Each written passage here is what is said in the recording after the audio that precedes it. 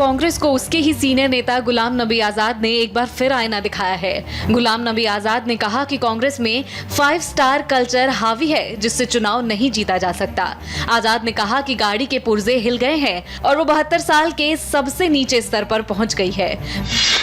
कई सालों के बाद, कई सालों, शायद बचपन में हम खेत में गए होंगे टॉयलेट करने के लिए, लेकिन मैं कई दफा जब सरपंच के रहा, जिनके कोई व्यवस्था नहीं थी टॉयलेट करने के लिए, तो खेत में जाना पड़ता था। और खेत में के अलार्म रख के सुबह 5 बजे, ताकि वहाँ सभी खेत में गांव में जाते हैं तो हमें कोई न देख ले। ये जब तक आप नहीं करोगे, 5 स्टार से इलेक्शन नहीं लड़े जाते हैं। आज हमारी प्रॉब्लम लीडरों की क्या है, लीडरों के है टिकट ले दिया तो जाके 5 स्टार में पहले बुक हो गया, फिर 5 स्टारों में भी कौन सा अच्छा है उसमें चले जाए कि 5 स्टार डिलक्स होगा तो उसमें जाएंगे। जो लोग वहाँ होते हैं उनका कनेक्ट टूट गया लोगों के साथ। गुलाम नबी आजाद के बयान पर कांग्रेस नेता अधीर रंजन चौधरी ने निशाना साधा, तो वहीं बीजेपी ने उनके बयान को एकदम सही ठहराया। जिस नेता कह रहे हैं उस नेता तो अब तक तो यही करते आए हैं। जिस नेता ने आज नाराजगी जता रहे हैं कि 5 स्टार कल्चर वगैरह वगैरह, आज तक वो नेता तो यही कल्चर में बड़ा होते यहाँ तक पहुंच चुके हैं। अगर नाव में छेद हो जाए तो फिर उसमें बैठे हुए लोग कूद कर जान बचाते हैं।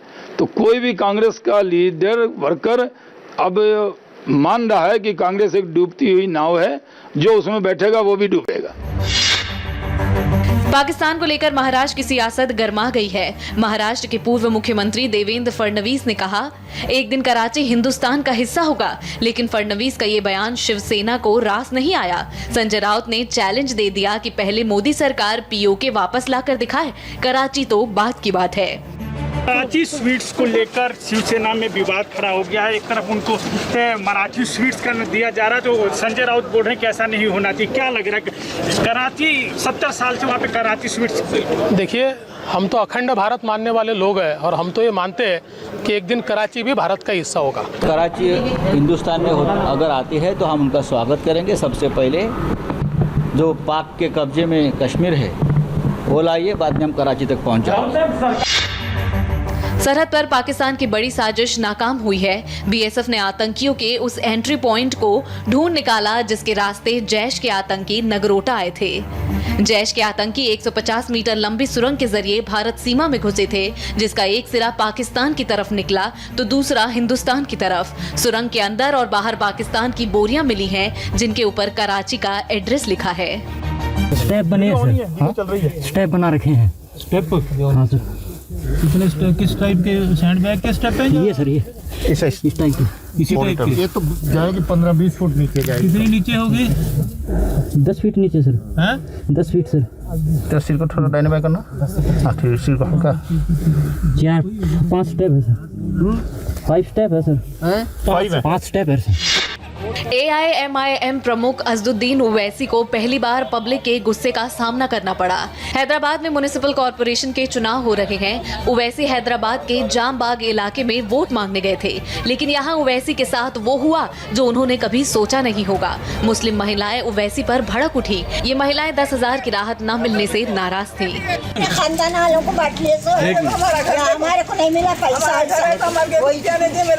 रुपया नहीं मिला, मेरे किसी की मदद नहीं मिली। मेरे घर में ना छोटा ना बड़ा, मैं अकेली औरत नौकरियां छोड़ के घर में बैठी, पूरा पड़ा सा पानी अंदर। रात के 2 बजे तक बच्चियां उठा लेते फेंके पानी। 1 रुपया नहीं दिया। आलिया मस्जिद के खड़े रहे, पूरे घुटने दर्द हुए हमारे को। 1 रुपया नहीं दिया। अपने अपने रिश्तेदारों पे तकसीम कर लिए पैसा। कोरोना की किलर स्पीड एक बार फिर डरा रही है। दिवाली के दौरान की गई लापरवाही अब लोगों पर भारी पड़ रही है।